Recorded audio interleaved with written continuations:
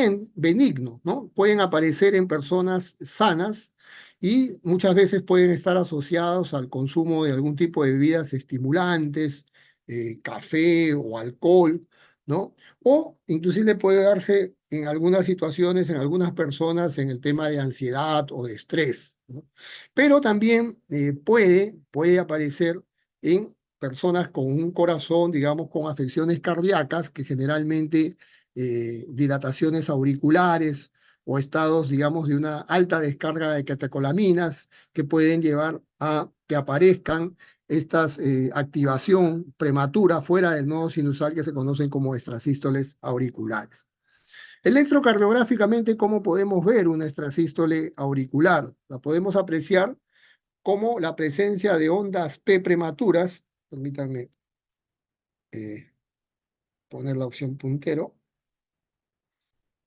¿no? Las vemos como unas ondas P prematuras de aspecto diferente a la onda P, digamos que ustedes, pues siempre, ¿no? Siempre les digo, tienen que tener un electro normal para que lo miren y queden siempre con la imagen de lo que es lo normal, para que cuando ustedes vean algo anormal, inmediatamente lo puedan diferenciar, ¿no? Esto es lo normal, ¿no? Una onda P de aspecto, digamos, positivo, ¿no? Que precede al complejo QRS. ¿Y cómo vemos una extrasístole auricular? Lo vemos como unas ondas prematuras de aspecto diferente. Aquí lo ven la flecha que marca justamente una morfología diferente a la de la onda sinusal, y que esta extrasístole va seguido de una pausa no compensatoria o no compensadora, como pueden revisarlo en... ¿Qué quiere decir esto de la pausa no compensatoria? La pausa no compensatoria es cuando el intervalo, ¿no? O la distancia que hay entre las ondas P, entre las ondas P normal del sinusal y la onda P, digamos, la onda P anómala, en este caso, no tienen la misma distancia, no tienen la misma distancia que las del complejos, digamos, previos. Aquí no va a ser posible medir la pausa compensadora porque esta extrasístole, este es un latido normal y este es una extrasístole, digamos, auricular. No vamos y aquí se está repitiendo nuevamente, digamos, esta extrasístole. Vamos a verlo en el electro completo, ¿ya? Las extrasístoles pueden presentarse en forma aislada o agrupadas. Estos latidos, aquí es una extrasístole, este es el latido normal, este es el extrasístole auricular, el latido normal, extrasístole auricular. Cuando se agrupan así, cuando se agrupan un latido normal y una extrasístole, un latido normal y una extrasístole, se llama bigeminismo auricular.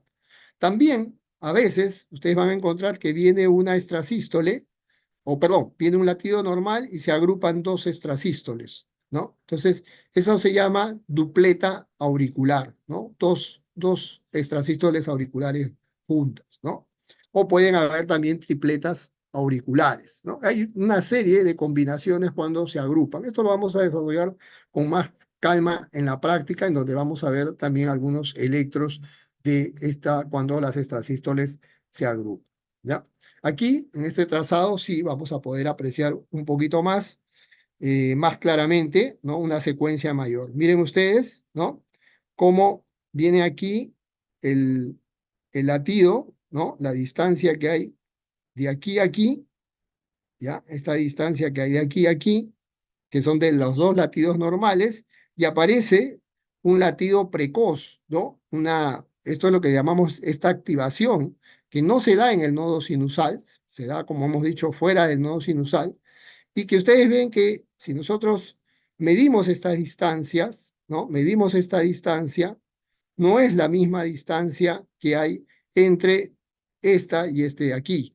Entonces, eso es lo que llamamos que hay una pausa, este espacio es una pausa no compensadora porque tiene una distancia distinta entre el latido anormal y el latido subyacente que continúa, ¿no?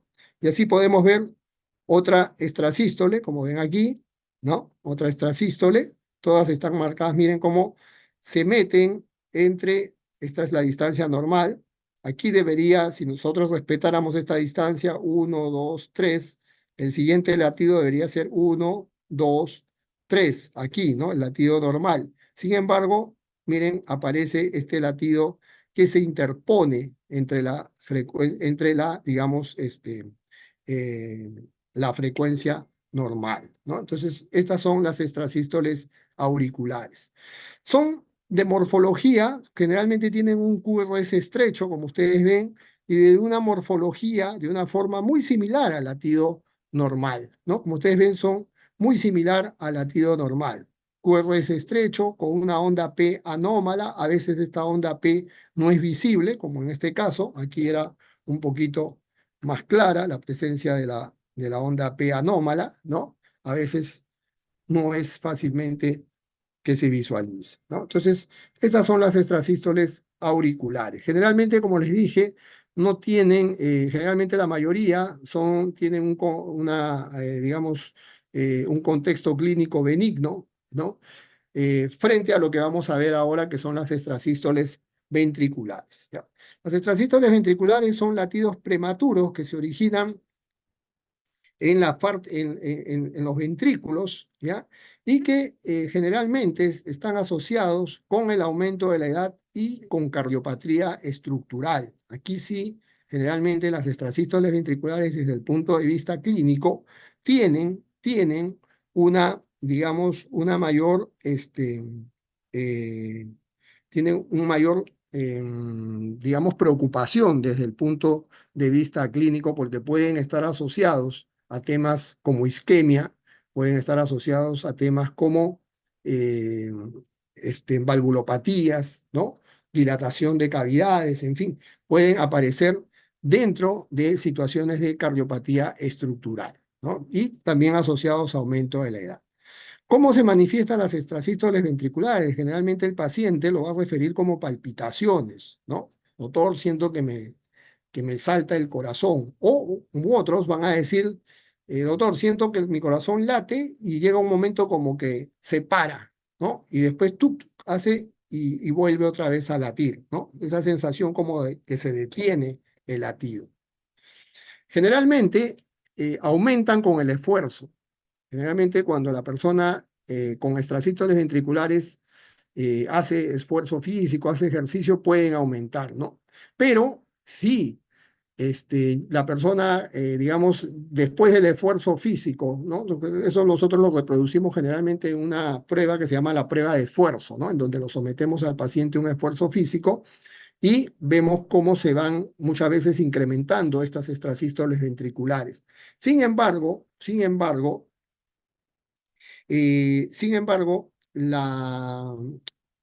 cuando estas extrasístoles ventriculares se presentan post-esfuerzo, es decir, cuando ya el paciente está en reposo, constituyen mal pronóstico, ¿no? Porque normalmente deberían cesar después del esfuerzo o disminuir, ¿no? Pero si aparecen o aumentan con el post-esfuerzo, nosotros lo consideramos signo de mal pronóstico.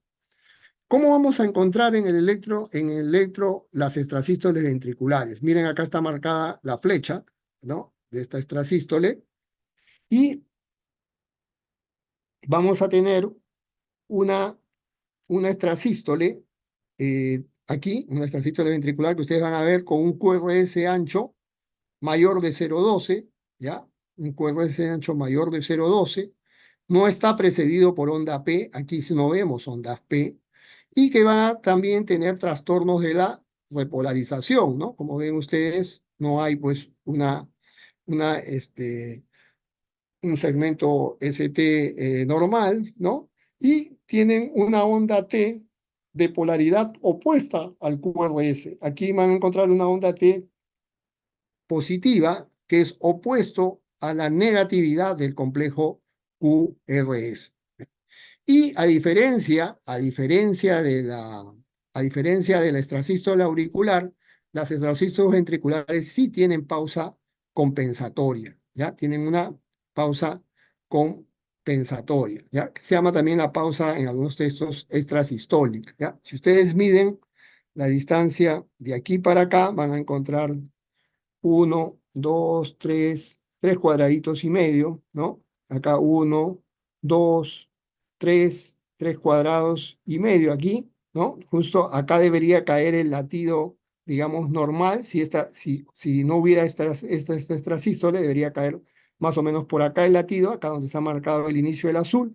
Y si se reinicia con un latido normal, nuevamente la secuencia. Por eso se dice que sí, estas tienen pausa compensadora, a diferencia de lo que sucede aquí donde no hay pausa compensadora. ¿Ya? Aquí sí la distancia del latido cae mucho, cae antes, ¿no? Y no se recupera esa secuencia del latido normal. ¿Ya? Entonces, recuerden, las extrasístoles auriculares no tienen pausa compensatoria, mientras que las extrasístoles ventriculares, una de sus características es que sí tienen la pausa compensadora o compensatoria. También la diferencia es la característica de la extrasístole auricular es con un QRS estrecho, con presencia de una onda P, como ven aquí, anómala a veces carece de ella o es poco visible, ¿no? Y la morfología del complejo es bastante parecida a la del latido normal. En cambio, en el extrasístole ventriculares ustedes van a encontrar un complejo QRS deformado, ancho, ¿no? Con una onda T que generalmente es de polaridad opuesta al QRS. Van a ver ustedes otro tipo de extrasístoles, ¿ya? Aquí, por ejemplo, miren, aquí.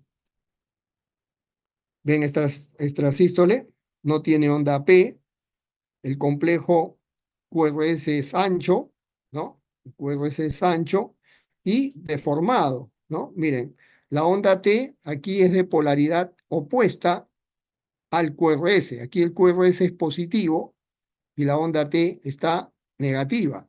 Aquí ustedes tenían la extrasístole con un complejo QRS predominantemente negativo y una onda T positiva, ¿no? Entonces, esa es una característica, ¿no? La polaridad de la onda T es opuesta al complejo QRS, ¿no? Y ustedes ven aquí, ven cómo se presentan estas extrasístoles, ¿ven? Este es el latido normal, y aparece esta extrasístole ventricular.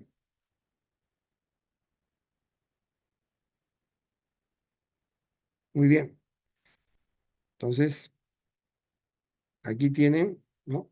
A veces estas extrasístoles, igual que las extrasístoles auriculares, también pueden alternar, ¿no? Un latido normal con una extrasístole, un latido normal con una extrasístole, eso se llama bigeminismo ventricular.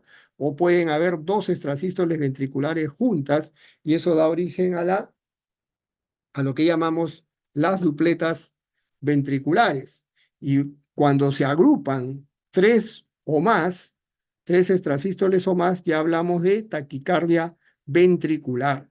¿Ya? Taquicardia ventricular siempre y cuando esas tres extrasístoles se junten a una frecuencia mayor de 100, ¿ya? A una frecuencia mayor de 100. Vamos a ver más adelante. Bueno.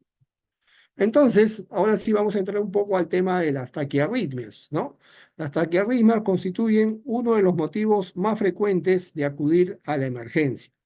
Un grupo de estas taquiarritmias se dan en aquellos pacientes que tienen cardiopatías estructurales, ¿no? Que tienen, pues, algún grado de isquemia, valvulopatías, insuficiencia cardíaca, cardiomiopatías dilatadas, en fin, ese tipo de cardiopatías ya estructurales son mucho más riesgosas ya que el paciente puede terminar en una parada cardíaca. De ahí la importancia de que la podamos reconocer y tratar a tiempo. Para clasificar las taquiarritmias, ustedes van a encontrar toda una serie de cuadros, de figuras y de digamos, formas, cómo se clasifican estas arritmias. Yo, como les dije, trato digamos, sea esta clasificación lo más didáctica, lo más simple posible, ¿no? Y les sugiero que escojan la clasificación que los divide en QRS estrecho y QRS ancho, ¿ya? Entonces, Cuando yo voy a ver un electro y encuentro una taquicardia, es decir, una frecuencia cardíaca mayor de 100, ya estoy ante una taquicardia. Eso es lo primero que tengo que identificar. ¿Cuál es mi segundo paso? Ver si estoy ante una taquicardia con QRS estrecho o con QRS ancho. Y para eso tengo que saber cuánto yo digo que es un QRS estrecho y cuándo es un QRS ancho. ¿Se acuerdan que una de las cosas al principio que mencionábamos era eso, ¿no? Este, eh, cómo, cómo identificar cuándo es un QRS estrecho y cuándo es un QRS ancho. ¿Cuál es la medida de un QRS estrecho? A cero ver, coma ¿quién recuerda? seis a 0,11 o 2. ¿No? Así es, hasta cero, hasta menos de 0,12, ¿no? 0,06 hasta menos de 0,12. Ese es un QRS estrecho. Si ya el QRS tiene más de, perdón, de 0,12 o más, ya estamos ante un QRS ancho. Miren qué importante ese valor para poder empezar a estudiar las taquiarritmias, ¿ya? Entonces, una vez que yo he visto primero que es una taquicardia, después veo el ancho del QRS. Si es un QRS estrecho, ahora nos vamos a ir con los QRS estrechos, el tercer paso que tengo que dar es ver si las distancias entre las ondas RR de dos complejos son regulares o si son irregulares. Y con eso ya voy a comenzar a ir dilucidando ante qué tipo de taquicardia estoy. Cuando ustedes revisen sus textos, sus libros, van a encontrar como 6 tipos más de taquicardia. Yo solamente voy a tocar estas ya en QRS estrecho, porque digamos son las que con más frecuencia ustedes van a ver, ¿ya? Hay muchísimas más, pero no quiero, digamos, darles una información que al final los termine confundiendo, porque tendríamos que hablar de vías accesorias, lentas, rápidas, conducción ortodómica, antrodómica, entonces va a ser un poco más complicado. Prefiero que puedan identificar las más frecuentes, las que les van a venir más en su práctica clínica. ¿Ya? Entonces, identificamos que es una taquicardia, vemos el QRS y mi tercer paso es ver si el RR es regular o si el RR es irregular. Y vamos a ir viendo electros y vamos a ir dilucidando cada una de ellas. Primero vamos con la taquicardia sinusal. Entonces, ¿qué es lo primero que le pusieron esta tira de electro? ¡Pam! Ustedes están en su guardia, les ponen esta primera tira de electro. Y ustedes, por eso es que les decimos, orden a leer el electro. ¿Qué van a buscar primero? Ritmo, ¿no es cierto? ¿Este es un ritmo sinusal o no es sinusal? Sinusal. Sinusal, ¿no? Porque tiene la presencia de ondas P que proceden a los complejos QRS. Y la segunda condición es que los intervalos RR son regulares. Acá hay la misma distancia de este de acá a este de acá y este de acá. ¿Ya? Entonces, primero veo la frecuencia, primero veo el ritmo sinusal, frecuencia, ¿no? ¿Cuánto es la frecuencia acá? A ver, ¿cuánto calculan la frecuencia acá?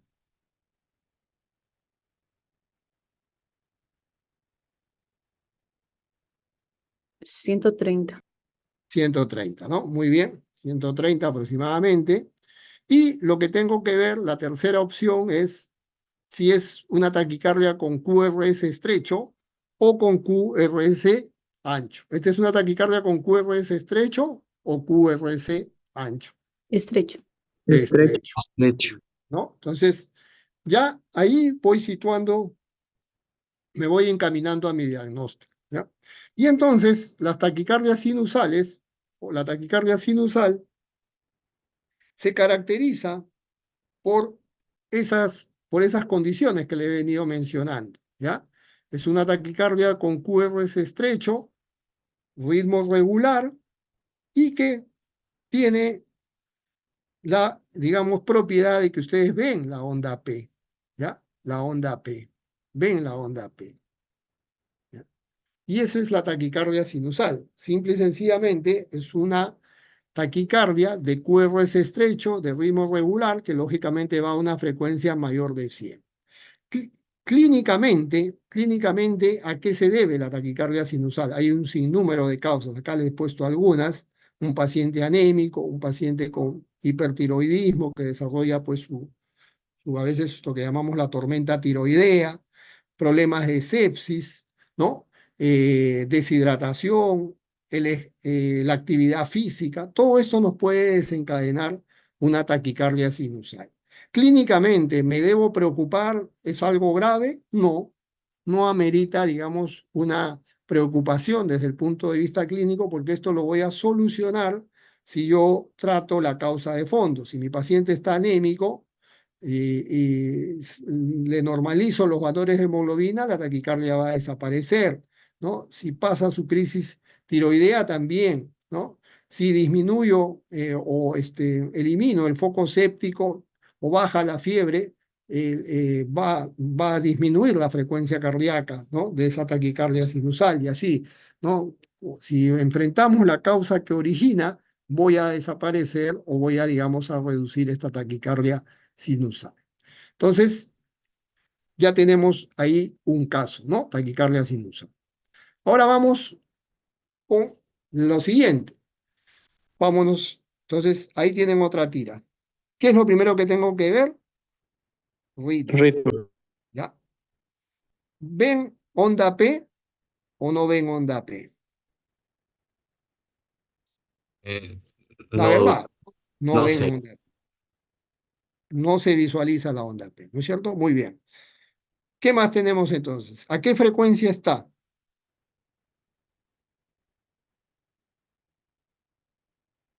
Más o menos, 150, más o menos. ¿no?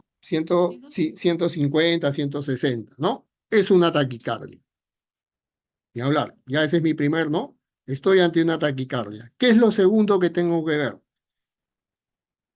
¿Qué es lo QRS. segundo que tiene que ver? Ah, el QRS. ¿Es estrecho o es ancho? Estrecho. Derecho. Estrecho, muy bien. ¿Qué es lo tercero que tengo que ver? Si es regular o irregular. ¿Es regular o irregular? Regular. Irregular. Regular. Muy bien. Entonces, yo tengo una taquicardia con QRS estrecho y ritmo regular, muy parecida a esta de acá, porque esta también es una taquicardia con QRS estrecho, ritmo regular. Pero ¿cuál es la diferencia entre esta y esta? No hay La onda onda P. P. No hay onda La onda P, efectivamente. Muy bien, muy bien. Porque en la taquicardia sinusal yo voy a ver la onda P y en la taquicardia supraventricular, también llamada taquicardia paroxística supraventricular, la onda P no es visible. No es que no exista, ¿ya? Muchas veces la onda P queda enterrada después del complejo QRS. Cuanto más alta es la frecuencia, cuanto más alta es la frecuencia, va a quedar, digamos, después del complejo QRS. Aquí no se nota mucho, acá no es visible, ¿ya? Pero en otro electro creo que ahí tengo que sí, se va a ver un poquito, van a ver una, pero digamos, a grosso modo, ustedes no van a ver la onda P, no la van a poder ver la onda P en la posición que debería estar, es decir, delante del complejo QRS, ¿ya? Que es la ubicación normal, ¿no? De encontrar la onda P. Entonces, vamos ya encaminándonos. Miren, ve, volvemos al cuadro inicial. Tengo una taquicardia, muy bien. ¿Qué es lo segundo que veo? Si es QRS ancho o QRS estrecho. Es QRS estrecho, muy bien. ¿Es R regular? Sí. ¿Tiene onda P? Sí. Entonces es una taquicardia sinusal. Si no tiene onda P o no la visualizo la onda P, es una taquicardia paroxística supraventricular. ¿Ya? Una taquicardia paroxística supraventricular.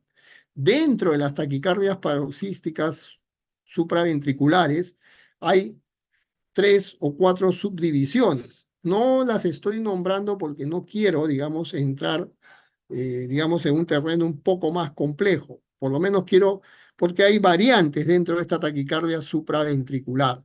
pero no quiero, digamos, hacer muy complejo el tema, prefiero que identifiquen lo macro y ya el diagnóstico fino, ya como les dije, cuando ustedes estén en cursos más avanzados y en donde haya más posibilidades de tocar. A mí lo que me interesa en esta primera parte es que ustedes identifiquen a grosso modo y diferencien una sinusal de una paroxística supraventricular, ¿ya? Muy bien, hasta ahí, Doctor, sí. disculpe, entonces, como no se ve la onda P, no sería un ritmo sinusal, sería no sinusal en este. Claro, en este caso, como les dije, lo que pasa es que la onda P queda detrás muchas veces del complejo QRS, ¿no? Y no, al no visualizarse, digamos, las hace la diferencia con las taquicardias supraventriculares, o entre la sinusal y la supraventricular. Muy bien. Entonces, está bien no sinusal. Sí, claro, no ven la onda P, es un ritmo no sinusal. Pero vamos a enfocarnos un poquito, cuando hablamos de ritmos, vamos también a entrar, digamos, a precisar ahí mayormente. Por ahora, para no entrar, no va a ser muy complejo el tema, la diferenciación entre lo que me interesa ahorita es que diferencien la sinusal de la supraventricular. Aquí, por ejemplo, miren ustedes, hay taquicardia, ¿no? Va a una frecuencia de 190 aproximadamente, como dice el gráfico, ¿ya? Es una taquicardia con QRS estrecho, ¿ya? Es una taquicardia con QRS estrecho, ritmo regular, y las ondas P no se visualizan, ¿no? Sin embargo, las ondas P, miren, están acá, lo que les decía, ¿no? Están después de los complejos QRS. Por la gran velocidad, se ubican posterior al complejo QRS. Esto, cuando entramos en la clasificación de lo que les dije, de las taquicardias supraventriculares, que se hacen la subdivisión, ¿no? Entre taquicardias con entrada nodal, ¿no? Vía accesoria lenta, rápida, lenta, lenta, pero no quiero entrar en eso para no, digamos, hacer muy complejo el tema, ¿no? Entonces, existe, por si acaso, en algún momento, si ustedes leen o de repente algún colega cardiólogo les dice, no, pero dentro de la taquicardia paroxística supraventricular pueden haber las de reentrada nodal, taquicardias auriculares, en fin, todo, efectivamente, pero estamos viendo, digamos, lo que ustedes van a ver con más frecuencia. Ya no quiero, como les dije, hacer diagnósticos muy complejos, pero sí les digo que existe una subdivisión ahí. ¿Ya? Bien, entonces, esta taquicardia paroxística supraventricular, como ustedes ven, llamada también TPSB, ¿no? En algunos textos ustedes van a encontrar como TPSB, taquicardia paroxística supraventricular, se caracteriza por eso, ¿no? Que no encuentran las ondas P, ¿no? No pueden visible, o sea, muchas veces está la onda P, pero no es visible. ¿Ya? Muy bien. Ahora nos vamos a una, pero antes no quiero, vamos a dejarlo esto para después, ya, ahí se metió. Vamos a ir con la tercera para no desordenarnos, con el flúter auricular, ¿ya?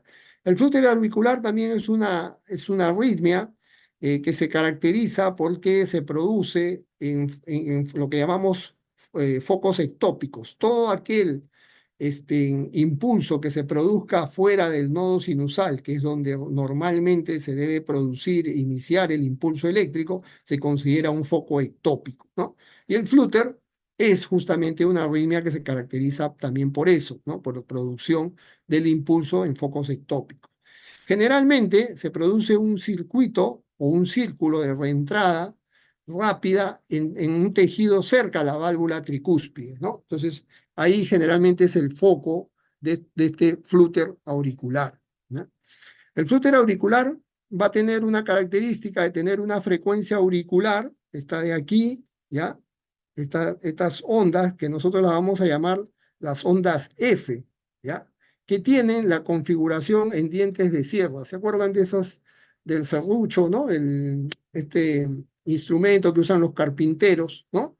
¿Se acuerdan, no? Si ustedes miran, tiene mucha similitud, por eso se le llama en dientes de sierra o en dientes de serrucho, las ondas típicas del flúter auricular, ¿no? Y estas, si ustedes calculan, ¿no? Este flúter va a frecuencias generalmente de 300, entre 240 a 360 latidos, mientras que las frecuencias ventriculares son mucho menores, ¿ya? Mucho menores.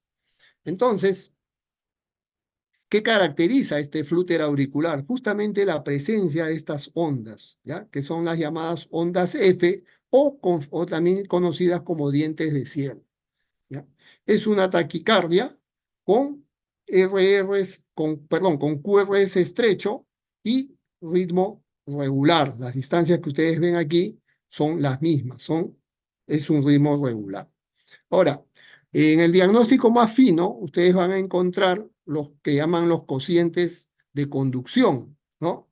Van a aparecer 3,2, 4,1, ¿no? Pero no quiero tampoco entrar en situaciones complejas que están referidas al número de ondas que se presentan acompañadas de cada complejo. Entonces ahí se dan los cocientes de conducción. Les digo porque en sus textos, si ustedes revisan algo, van a decir flúter auricular 3,2, 4,1, en fin, eso se refiere al tema, digamos, de los cocientes de conducción. No voy a entrar en ese detalle. Lo que me interesa es que identifiquen qué es un flúter auricular. De nada me sirve si no entienden, digamos, el concepto básico, qué es el flúter auricular. ¿Ya? Entonces, nos vamos a hacer un pequeño repaso de donde hemos avanzado hasta ahora. Entonces, si yo tengo un electro en taquicardia, ¿qué es lo que debo buscar como paso siguiente? Si estoy con un electro con una taquicardia con QRS estrecho o con QRS ancho, ¿no? Si tiene QRS estrecho, veo si el ritmo es regular. Si el ritmo es regular y hay ondas P delante de los complejos QRS, estoy ante una taquicardia sinusal. Si no veo ondas P y tiene todas las demás características, ¿ya? Es, es QRS estrecho, ritmo regular, pero no veo ondas P, estoy ante una taquicardia supraventricular o una taquicardia paroxística supraventricular. Y si estoy ante una taquicardia con QRS estrecho, con ritmo regular, pero veo la configuración de las ondas en dientes de sierra o en dientes de serrucho, estoy ante un flúter auricular. ¿Ya? Dentro de este grupo, vuelvo a decirles, hay muchas más divisiones, pero no voy a entrar a tocar esos temas para no hacer más complejo esto. ¿Ya? Me interesa que identifiquen lo macro, lo grande, y ya después ustedes harán su... Vamos a dejar el Wall Parkinson para un poquito después. Aquí, ¿qué es esto? Un flúter auricular, ¿no? Ritmo regular y miren, ve, las características, ondas en dientes de sierra, ¿no? Muy típico. Esto lo van a visualizar. Por acá tengo un electro. Miren, ahí tienen un electro completo. Se van a las derivadas, ¿no? Más largas y van a ver, miren, varían los cocientes de conducción muchas veces, ¿ya? Por aquí se han metido alguna extrasístole, ¿ya? Pero si ustedes, lo importante es que ustedes lo van a identificar fácilmente por estas ondas, ¿no?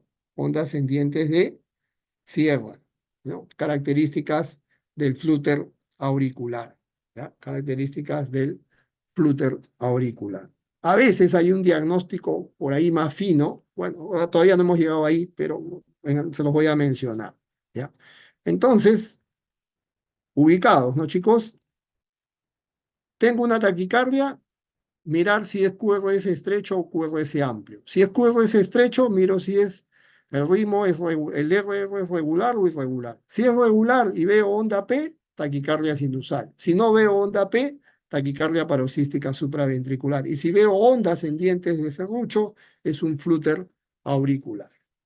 Bien, ahora vamos a irnos con un tipo también de taquicardia, que es el Wall-Parkinson-White. Normalmente, los impulsos auriculares, si ustedes recuerdan, tienen un sistema normal de conducción, ¿no? O sea, el nodo sinusal, nodo auriculoventricular, de ahí llegan por el haz de Hirsch, rama derecha del haz de Hirsch, rama izquierda, fascículo anterior, fascículo posterior. Esa es la vía normal. Sin embargo, a veces, por un origen congénito, se desarrolla una vía accesoria. Recuerdan que en una de las clases mencionamos las vías accesorias, ¿no? Y había un haz que se llama el haz de Ken, que es una vía accesoria, que va a conducir el impulso, ¿no? Directamente a través de este haz de Ken desde la aurícula hacia el ventrículo. O sea, digamos, se salta la conducción normal. Por eso es una vía accesoria, es una vía anómala, ¿no? ¿Y qué va a producir? Como va a activar antes, como va a hacer una activación antes de los ventrículos, vamos a encontrar algunos hallazgos característicos, ¿ya? Vamos a tener un PR corto de menor a 0,12. Ustedes recuerden que el PR vale entre 0,12 a 0,20 segundos, ¿no? En que este caso vamos a tener un PR corto, menor de 0,12, y vamos a encontrar lo que se llama la onda delta, que es un arrastre o un empastamiento inicial del QRS que se deriva de esta activación o precoz o de esta preexcitación, como se conoce, de esta preexcitación ventricular. El QRS, acá he puesto mayor de 0,12, pero no siempre se cumple eso, ¿ya? No siempre se cumple eso. Generalmente puede darse, ¿ya? Aquí tienen un gráfico, ¿no?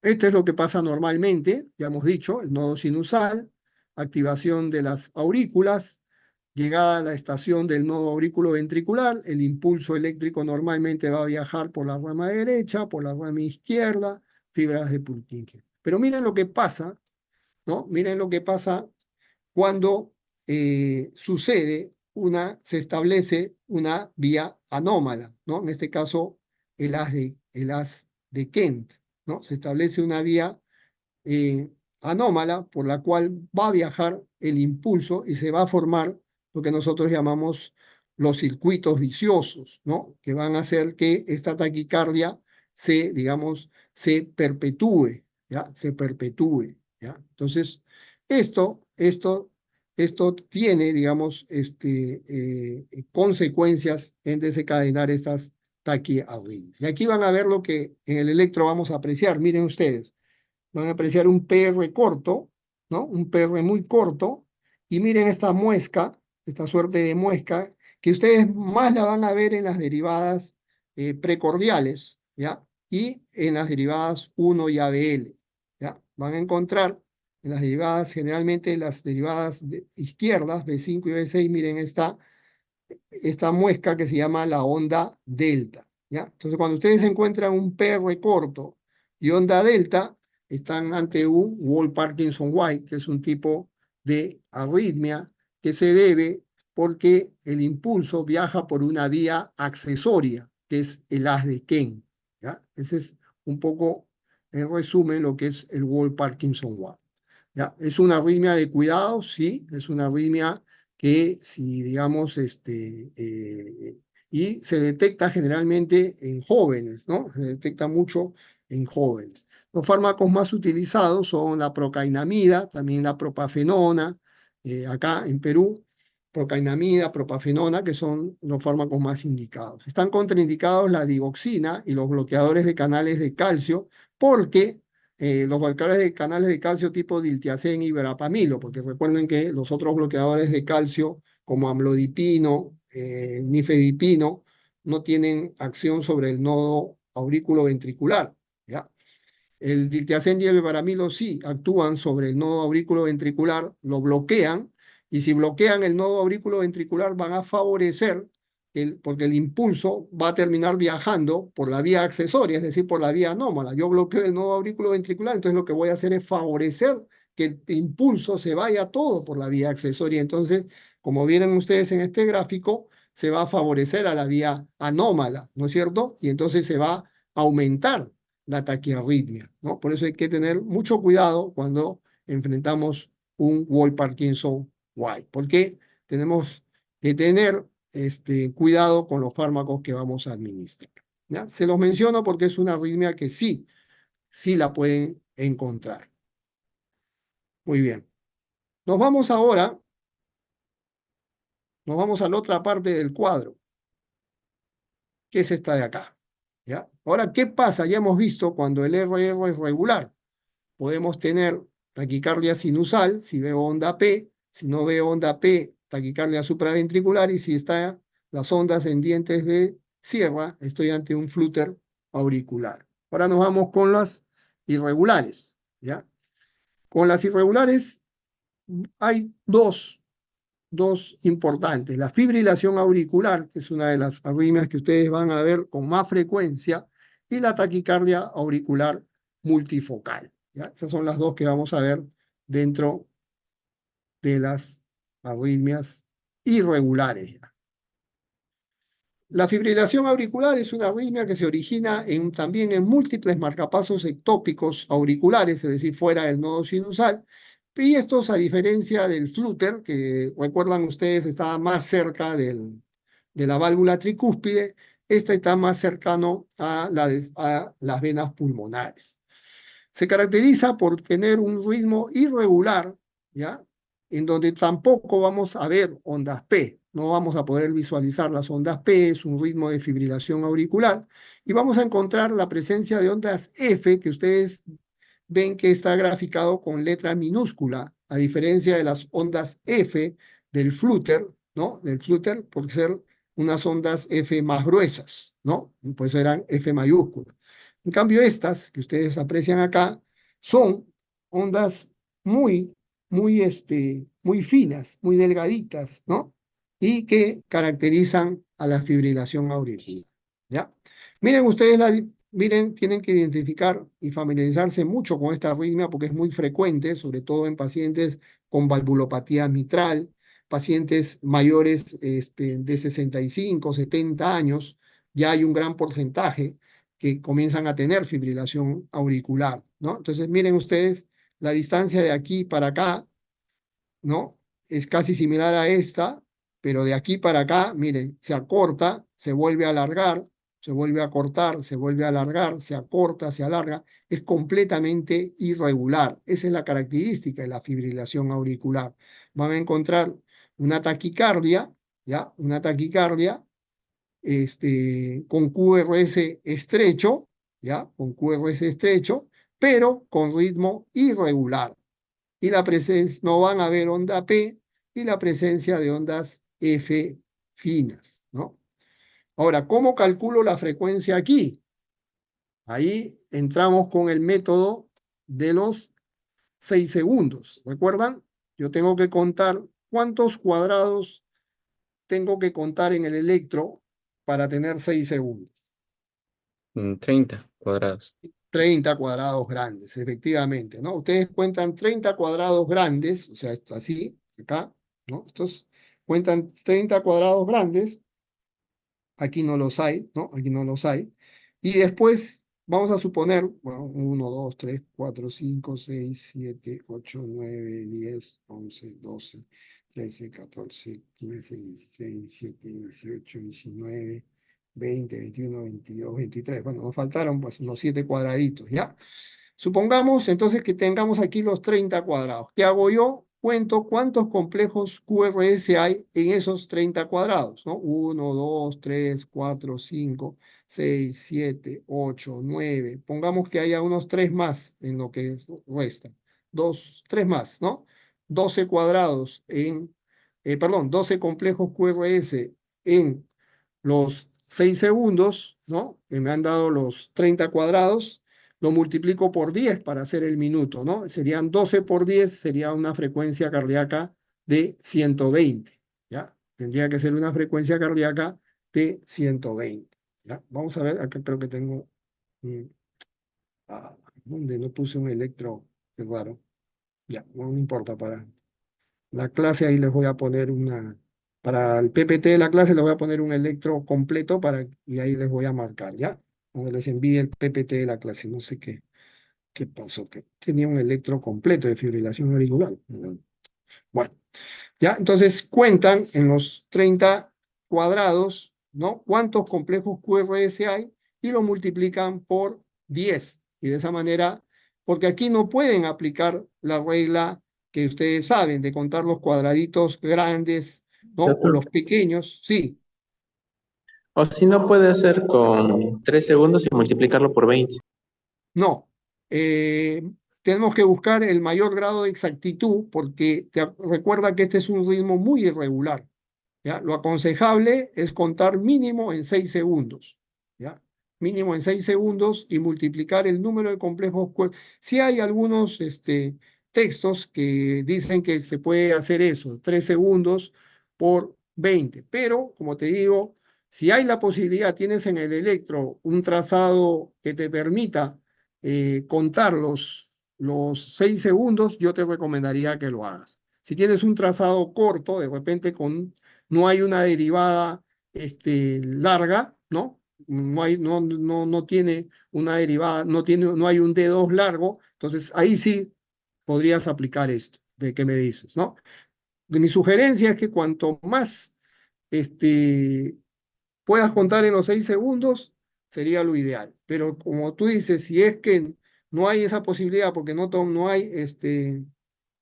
hay eso, eh, este, puedes utilizar el método que me dices, contar en 3 segundos y luego multiplicarlo por 20, ¿no? Muy bien. Aquí hay una pequeña comparación, ¿no? Miren lo que es el ritmo sinusal normal, onda P que precede el complejo QRS, ¿no? Por eso les digo siempre lo normal, no se olviden, miren su electro normal y después van a ver que todo se les hace más fácil si ustedes tienen el electro normal bien identificado. Y si comparamos con una fibrilación auricular, ven que el ritmo es completamente irregular, no se visualizan ondas P, hay unas ondas F finas, ¿no? Y y es muy completamente distinto al electro normal. No nos olvidemos que la fibrilación auricular es una arritmia de mucho cuidado, ¿ya? Porque puede desencadenar la formación de fenómenos cardioembólicos, es decir, disparar émbolos, que pueden ir hacia el cerebro, pueden ir hacia la circulación. eh, Generalmente está muy asociado a los accidentes cerebrovasculares, ¿no? Entonces, por eso es que los pacientes con fibrilación auricular tienen que quedar anticoagulados, ¿ya? Quedan anticoagulados para evitar esta formación de émbolos, ¿no? La fibrilación auricular, acuérdense que está también muy relacionada a la dilatación de la aurícula izquierda, ¿no? Al dilatarse la aurícula izquierda, de forma, genera digamos, la posibilidad de que se produzcan focos ectópicos, ¿no? Como hemos visto, recuerden que en la aurícula izquierda está la desembocadura de las venas pulmonares, ¿no? Y hemos visto que uno de los focos o marcapasos ectópicos donde se produce la fibrilación auricular son focos cercanos a la desembocadura de las venas pulmonares, ¿no? Por eso generalmente los pacientes con dilatación auricular izquierda, ¿en qué patología podrían tener ustedes una dilatación auricular izquierda?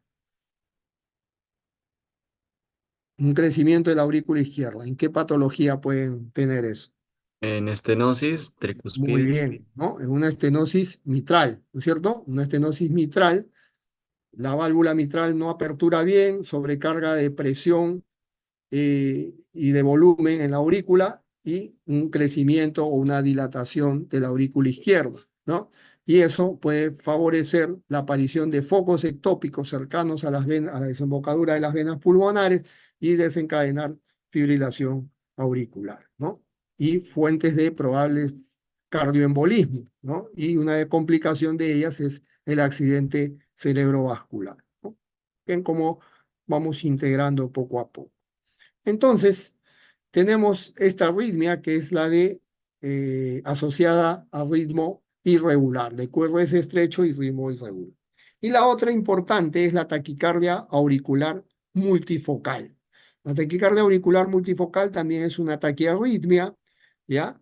Que está muy asociada, recuerden esto por favor, 60% de casos está asociada a enfermedad pulmonar obstructiva crónica, ¿ya? Hay una asociación de esta este, a enfermedad pulmonar obstructiva crónica.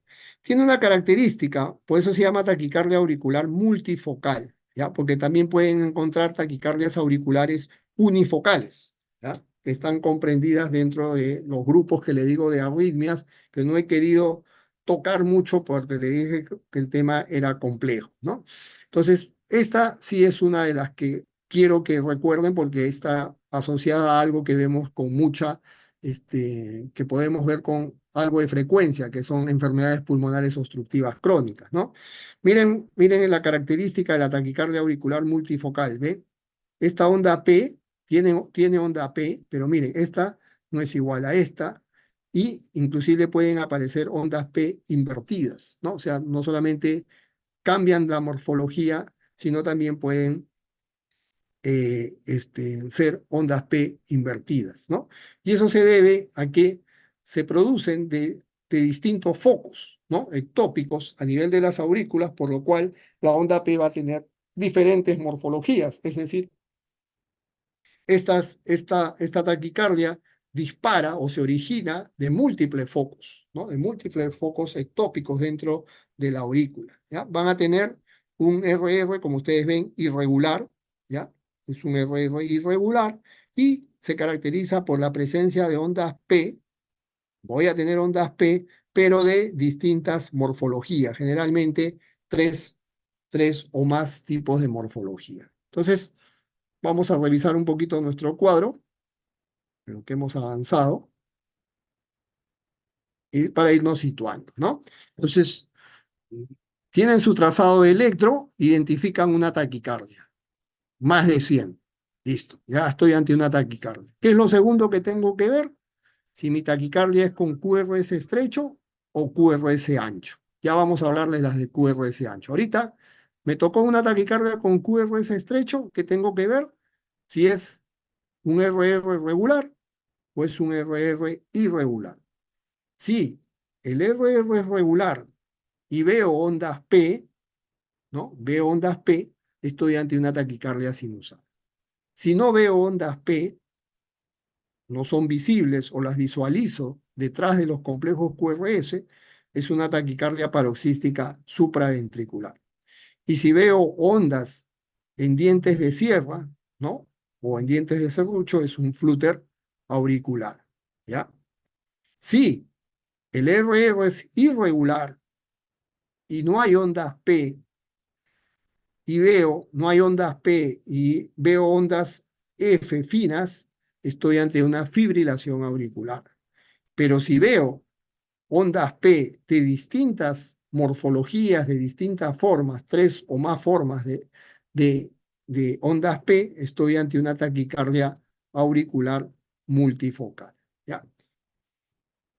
Ahora, si veo un PR corto y una onda delta, generalmente en mis derivadas 1, ABL, B5, B6, estoy acá, estaré ante un Wall-Parkinson-White, ¿no? Un síndrome de Wall-Parkinson-White, que también es una taquiarritmia que amerita estudiarla, porque muchas veces no es una taquiarritmia muy, digamos, de naturaleza muy benigna. Hay que estudiarla, hay que hacerle un buen seguimiento y tratamiento, ¿ya? Puede aparecer, pueden encontrarse ustedes con un Wolfgang Parkinson White, sí, por eso es que la he puesto dentro de este grupo, ¿ya? No es algo muy frecuente, pero sí se les puede aparecer un Wolf Parkinson White. Muy bien. No sé si hay alguna duda hasta aquí que hemos visto taquicardias con QRS estrecho. ¿O? Doctor, Sí, con respecto al World Parkinson White, el QR se mencionó que es opcional, ¿verdad? No necesariamente tiene que ser mayor a 0.12 segundos.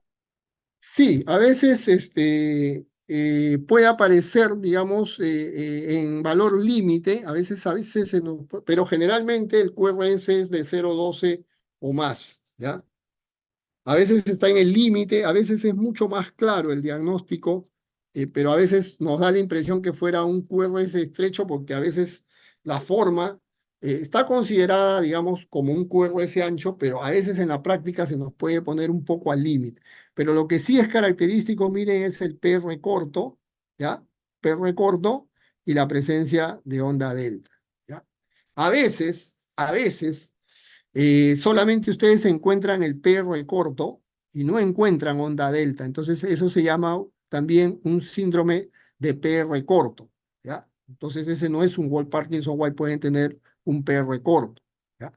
Pero si ya está asociada la presencia de la onda delta, que ustedes la pueden ver aquí con mucho más, digamos, exactitud, ya constituye un Wolff-Parkinson-White. Y estas desencadenaciones como el Wolff Parkinson White o la fibrilación eh, auricular pueden desencadenar las vías accesorias de otro tipo como el Mahain. ¿Cómo, perdón? Por Otras vías ejemplo, en el accesorias. ajá, No, pueden desencadenar como el generalmente, claro, generalmente el Wolff-Parkinson-White se da a través del haz de Kent, ¿no? La vía accesoria en el Wolff-Parkinson-White es el haz de Kent. Ujú. o sea, no pueden desencadenar la activación esto a otra. No, generalmente ya esa vía, como tiene un carácter congénito, generalmente es la vía accesoria, ¿no? Es la vía anómala. Generalmente en el Wolff-Parkinson-White es el haz de Kent, que es la que bypasea de la aurícula hacia el ventrículo. Gracias, doctor. Muy bien. Acá tienen un algoritmo, ¿no? Si bien es cierto, no es el tema del curso entrar un poco muy así detalladamente al tema de los tratamientos, porque como les dije, durante su curso de dolor torácico o su curso de cardiología, ahí sí se va a poder desarrollar con más tiempo esto. Sin embargo, yo quiero que se lleven un concepto que no quiero que se olviden nunca, ¿ya? Si es lo que se llevan de la reunión de hoy o del curso, yo me siento tranquilo, ¿ya? Que es, recuerden que ante toda taquicardia, ante toda taquiarritmia, sea con QRS estrecho o QRS ancho, lo primero que ustedes tienen que ver es si el paciente está estable o inestable hemodinámicamente. No se olviden eso nunca, chicos, por favor. Como les digo, de repente pueden olvidarse de todo, pero no se olviden de esto, ¿ya? Para mí eso es lo más importante, ¿ya? Si el paciente está inestable hemodinámicamente, no hay fármaco, no hay tratamiento, no hay maniobra vagal, no hay nada que ustedes va a revertir esa taquiarritmia. Cuando el paciente está inestable hemodinámicamente, lo único que queda es terapia eléctrica, hacer cardioversión, ¿ya? Con el dispositivo que ustedes van a tener en la emergencia y que en algún momento van a aprender a manejarlo, ¿ya? Entonces, cuando un paciente está con una taquiarritmia, ¿ya? En este caso estamos poniendo una taquiarritmia con QRS estrecho, lo primero que tengo que ver es si el paciente, ¿ya? Está estable o está inestable hemodinámicamente. ¿Qué es un paciente inestable hemodinámicamente? A ver, ¿quién me puede decir qué, qué características tiene un paciente inestable hemodinámicamente? ¿Ustedes están yendo al hospital o todavía? Ustedes han visto en su historia que ponen hemodinámicamente estable, ¿no? Siempre se pone esa palabra. Ya, ahora yo les pregunto, ¿qué es un paciente hemodinámicamente inestable? ¿Qué parámetros me dicen que un paciente no está estable hemodinámicamente o está inestable? ¿Qué presión parámetros? arterial. Muy Funciones bien, vitales. presión arterial, ¿no? Un paciente hipotenso no es un paciente que esté estable hemodinámicamente. A ver, su compañera dijo otra característica. ¿Qué más? Funciones vitales, dije, por presión arterial, frecuencia Ajá. cardíaca, saturación de Ya, oxígeno. muy bien. Es- ¿Qué más? Muy bien. ¿Qué más para ustedes significa hemodinámicamente ¿Qué parámetro? El Glasgow, Muy bien, ¿no? Un paciente con alteraciones del estado de conciencia, ¿no? Un paciente desorientado, confuso, soporoso, es un paciente inestable, es un paciente inestable, ¿no? Alteración del estado de conciencia es una inestabilidad hemodinámica también, ¿ya? ¿Qué más? ¿Qué más? Un paciente con piel fría, ¿no? Con un llenado capilar prolongado, con signos de bajo gasto cardíaco, ¿no? Entonces, esos son los parámetros que ustedes a simple vista tienen que evaluar en la emergencia, ¿no? A ustedes le traen un paciente, pues, pum, le traen el electro, ven una taquicardia. Señor, ¿dónde está? No sabe, está desorientado, ¿no? Ese es un paciente inestable. Le toman la presión, está en 80,50. Ese es un paciente inestable. En ese paciente, ustedes ya no pueden estar pensando en hacer terapia farmacológica. Ese paciente tiene que cardiovertir, tiene que ir a terapia eléctrica, ¿ya? Porque no va a salir de la taquiarritmia con tratamientos, digamos, farmacológicos. Si el paciente está estable, si el paciente tiene buena presión, está lúcido, está orientado en tiempo, espacio y persona, lo ven estable, entonces pueden intentar revertir la taquicardia. Estamos hablando ahora sí de QRS estrecho, ¿no? De lo que hemos hablado, con maniobras vagales, ¿no? Masaje de seno carotídeo, maniobra de Valsalva, colocar si es un niño, colocarle pues un paño de agua fría en la cara, ¿no? Ese tipo de maniobras que tienden a disminuir la frecuencia cardíaca. Si las maniobras vagales no funcionan, no pueden disminuir la frecuencia cardíaca, no pueden revertir la opción inmediata en taquicardias con QRS estrecho es la adenosina, ¿ya? La adenosina es un fármaco de acción muy rápida, pero que tienen que ponerla con monitor, ¿ya? La adenosina se pone mirando el monitor. ¿Por qué? Porque el paciente, la adenosina bloquea el nodo aurículo-ventricular, ¿ya? Y el paciente va a hacer un momento de asistolia, es decir, va a entrar en una pausa, así como vimos ayer, ¿no? Esas pausas, ¿no? Un momento de asistolia, un momento de pausa, ¿ya? Y después va a retomar el ritmo nuevamente con una frecuencia adecuada. La acción de la adenosina es muy rápida, es de segundos, pero hay que hacerlo con un monitor. No se puede aplicar adenosina si es que ustedes no tienen un monitor, porque tienen que ver justamente ese efecto y tener todo el equipo de reanimación, de resucitación, por si la asistolia se prolonga, pues, ¿no? Puede pasar eso muchas veces. Si no es efectiva la adenosina, pueden poner verapamilo o diltiazem endovenoso, ¿no? Y una opción de beta bloqueantes endovenosos, que el beta bloqueante endovenoso que tenemos acá es la betalol, ¿ya? La betalol. Entonces, eso es cuando un paciente está estable, pero cuando está inestable, no queda otra opción que ir a la cardioversión, ¿ya? A la terapia eléctrica, aplicarle sus joules, todo eso. Probablemente, como les dije ya en su práctica, van a aprender el manejo de los equipos de cardioversión. Muy bien, entonces eso es lo que hemos visto en taquiarritmias con QRS, con QRS estrecho. Permítanme un momentito, voy a cuadrar esta imagen.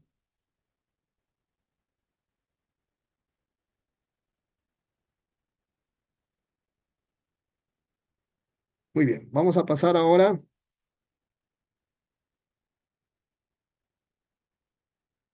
a lo que son taquiarritmias con QRS ancho.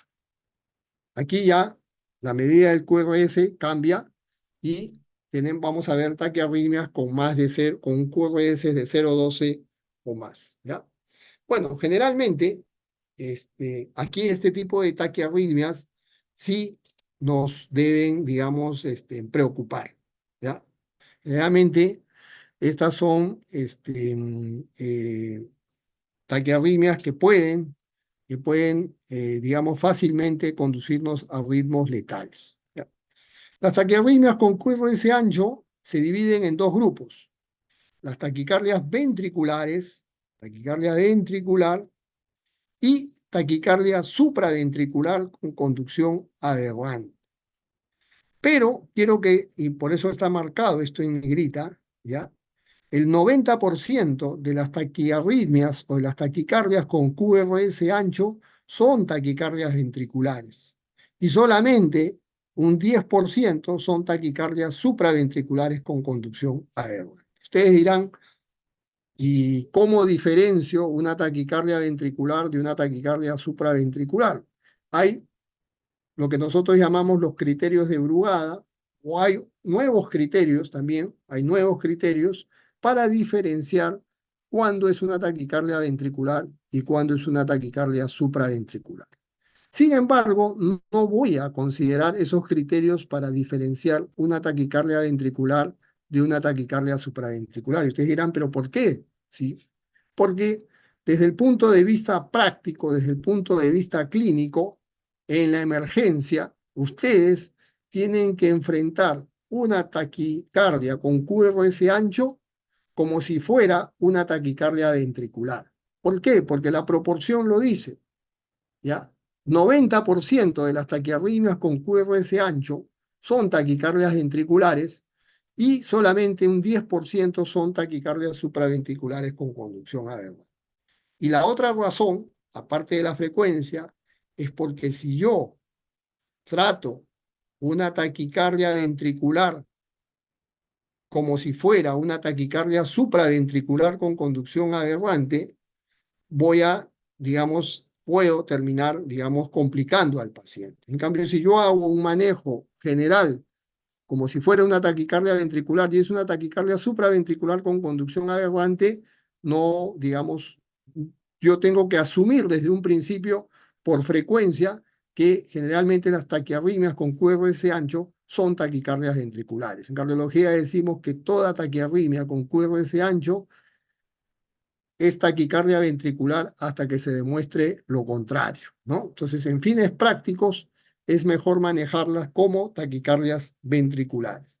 ¿Hay algoritmos para diferenciarlo? Sí.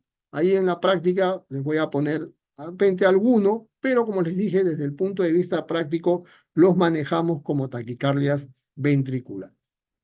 Ahora, las taquicardias, vamos entonces a dejar este segundo punto, esto lo vamos a dejar de lado. ¿Ya? Solamente lo he mencionado para que ustedes tengan en cuenta que las taquicardias o taquiarritmias con QRS ancho se dividen en taquicardia ventricular y en taquicardia supraventricular con conducción aberrante.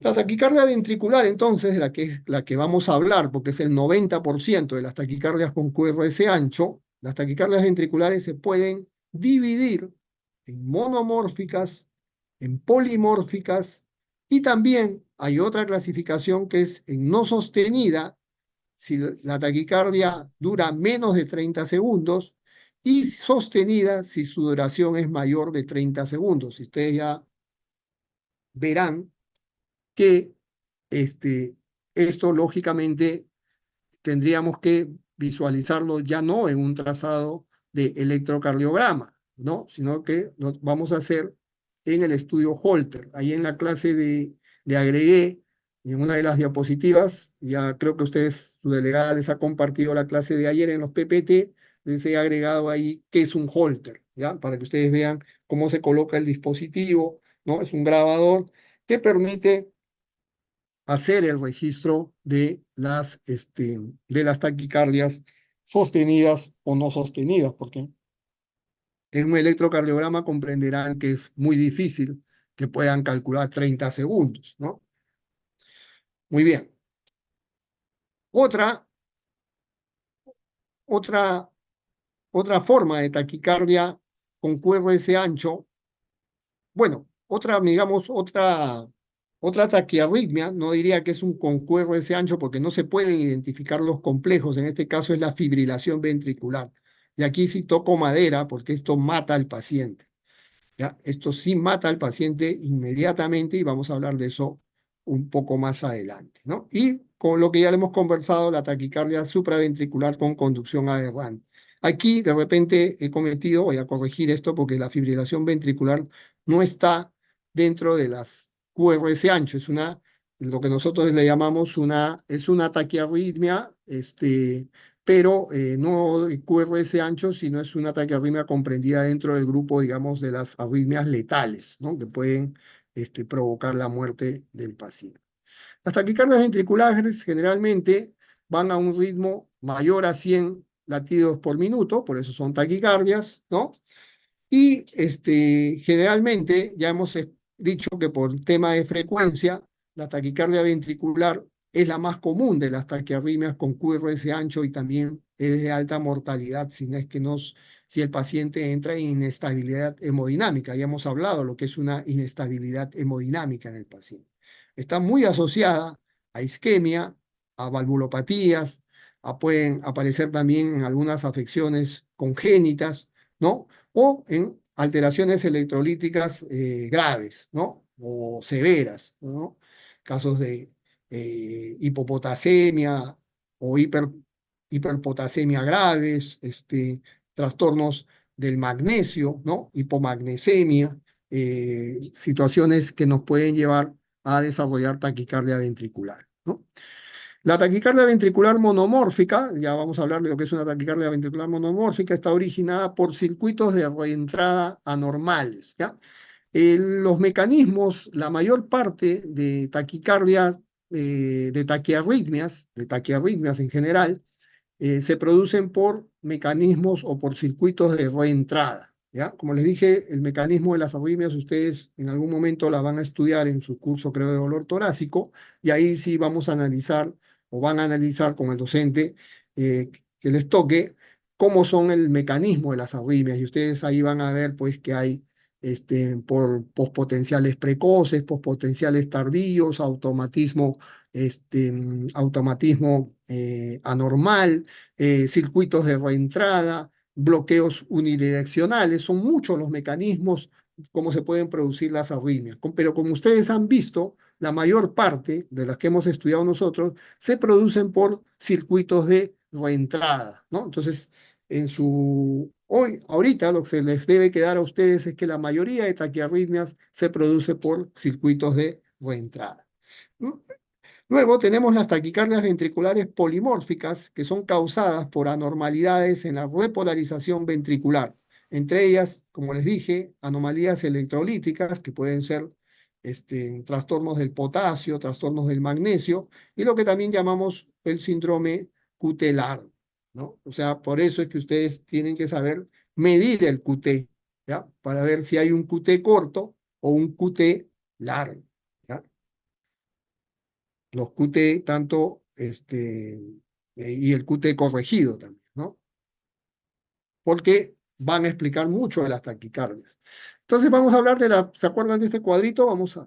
Aquí nos vamos a ir un poquito, taquicardias ventriculares. Decíamos que pueden ser monomórficas o polimórficas. Después vamos a hablar de las sostenidas y no sostenidas, que están en base a su duración. En las taquicardias monomórficas, ven ustedes qué cosa es, qué teníamos que ver en primero, que sea una taquicardia, que vaya a una frecuencia mayor de 100. Lo segundo es ver si el QRS es estrecho o el QRS es ancho. Y aquí, evidentemente, ustedes están ante una taquicardia con QRS ancho, ¿no es cierto? El ritmo es regular, como ustedes ven, ¿no? Es el ritmo regular. Y se llama monomórfica porque ustedes ven aquí que tienen la misma forma, ¿no? La misma morfología. Todas tienen la misma morfología, ¿ya? Generalmente se generan a partir de una extrasístole ventricular. ¿Recuerdan cómo son las extrasístoles ventriculares, no? Son complejos con QRS anchos, deformados, con la onda T con polaridad opuesta al QRS, ¿no? Opuesta al QRS, ¿no? Entonces, aquí tienen una taquicardia ventricular monomórfica. Ahora vamos a pasar a las taquicardias ventriculares polimórficas. Miren ustedes, taquicardia va a más de 100, pero QRS ancho, ¿no? QRS ancho, pero no tienen la misma forma. Miren, este tiene una forma, este tiene otra forma, este tiene otra forma, ¿no?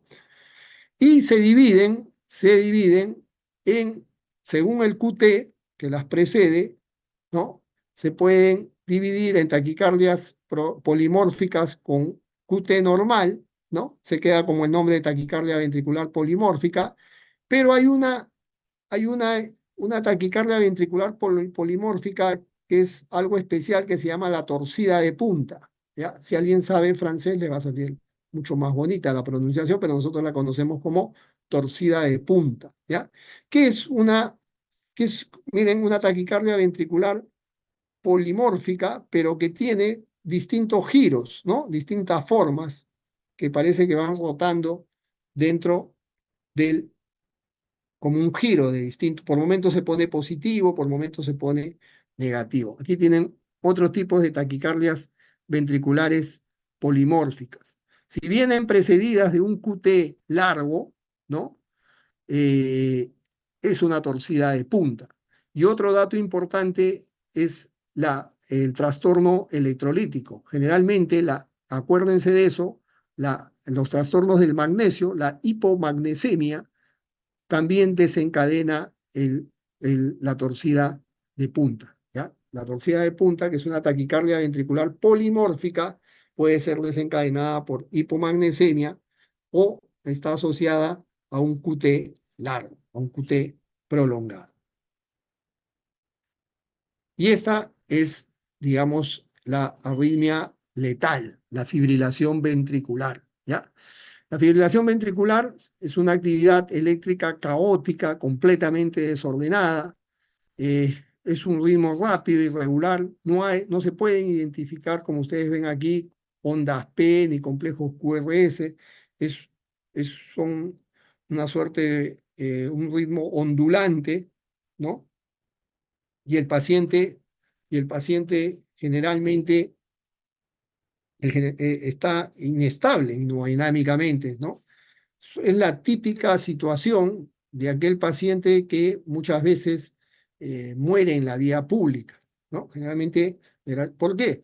El paciente cae producto de una arritmia compleja como esta, como la fibrilación ventricular, y la única manera de sacarlo a este paciente es con el desfibrilador, ¿no? El desfibrilador lo que hace es tratar de eliminar mediante una descarga eléctrica, tratar de eliminar todos los focos ectópicos del ventrículo que lanzan este ritmo caótico y desorganizado y tratan de que el paciente entre primero en una asistolia, ¿no? Primero en una asistolia para luego recuperar el ritmo sinusal. Pero para eso necesitamos el desfibrilador, ¿no?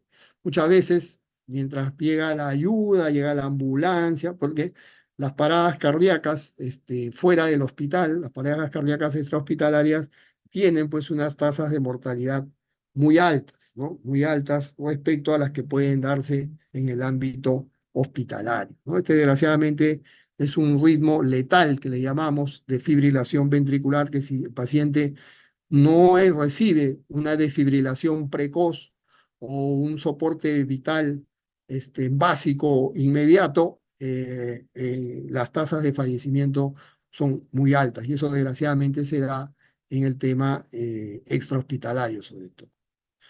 Bueno, en la taquicardias entonces vamos a volver un poquito para que no nos vayamos del contexto. Entonces, en las taquicardias con QRS ancho, el 90% son taquicardias ventriculares y el 10% son taquicardias supraventriculares con conducción aberrante, ¿ya? Por frecuencia vamos a hablar más de las taquicardias ventriculares porque para diferenciar esto de esto tengo que hacer algoritmos, tengo que hacer una secuencia de 5 o 6 pasos y de esa manera llegar a un diagnóstico, digamos, más fino. En la práctica, por la frecuencia, los trato todas como si fueran taquicardias ventriculares. Las taquicardias ventriculares pueden ser monomórficas o pueden ser polimórficas. Y por la duración, no sostenidas si duran menos de 30 segundos y sostenidas si duran más de 30 segundos. Las taquicardias ventriculares monomórficas hemos dicho que son taquicardias regulares, ¿no? Que se caracterizan por el QRS ancho, ya hemos dicho, ¿no? Y que presentan una sola forma, por eso se llaman monomórficas, ¿no? Una sola morfología. En cambio, las polimórficas son taquicardias de QRS ancho también, ¿no? Pero que presentan distintas morfologías. Si esta taquicardia está relacionada a un QT largo, a un intervalo QT largo, lo llamamos torcida de punta y también está muy asociado a temas de hipomagnesemia, ¿ya? Que también pueden desencadenar torcida de punta, ¿ya? Y el otro ritmo, que es el ritmo caótico, ondulante, donde no podemos identificar, es el ritmo de fibrilación ventricular, que es una arritmia letal, es una arritmia mortal, que si no recibe un soporte vital básico o una desfibrilación precoz, el paciente tiene altas tasas de mortalidad, ¿ya? Es un ritmo generalmente que se da en pacientes con cardiopatías estructurales, ¿no? Y que, desgraciadamente, como les digo, si no recibe una atención precoz, eh, las tasas de mortalidad son muy altas. Y volvemos a lo mismo, al mensaje, como les dije, que quiero que se lleven, ¿ya? Si el paciente está inestable hemodinámicamente, tenemos que ir a una terapia eléctrica, una cardioversión, o si el paciente está en una fibrilación, iremos a una desfibrilación, ¿ya? Generalmente hay un fármaco que es la miodarona. Yo les recomiendo que usen la miodarona. La miodarona es un fármaco que le pega generalmente a todas las taquicardias con QRS ancho. Es un fármaco seguro, ¿ya? Si tienen la posibilidad de ustedes, su, su formación sobre todo es serumista, porque ustedes cuando sean serumistas van a ser pues ginecólogo, pediatra, cardiólogo, intensivista, dermatólogo, van a hacer todo. Entonces, cuando enfrenten una arritmia con taquicardia con QRS ancho, yo les sugiero la miodarona. La miodarona es un fármaco de muy amplio espectro, seguro, y que, digamos, como tiene propiedades de casi todos los grupos antiarrítmicos, va muy bien con la mayoría de arritmias, ¿no? Para que ustedes no se hagan, digamos, mucha confusión en el tratamiento, ¿no? Si van a escoger un tratamiento médico, les sugiero amiodarona para estos casos de QRS ancho, ¿ya? Si es QRS estrecho, maniobras vagales, si fracasan las maniobras vagales, entran con su adenosina, pero con monitor. Si no tienen monitor, no usen adenosina, ¿ya? No usen adenosina porque es necesario que tengan un monitor para tratar con adenosina. Si no, pueden entrar pues con verapamilo, ¿no? Pero también, ojo, con una infusión lenta de verapamilo, porque si no el paciente se hipotensa o se bradicardiza muy rápido, ¿no? El paciente tiene que estar acostado o sentado, ¿no? No vayan a ponerlo parado al paciente y ahí se pueden tener problemas, ¿ya?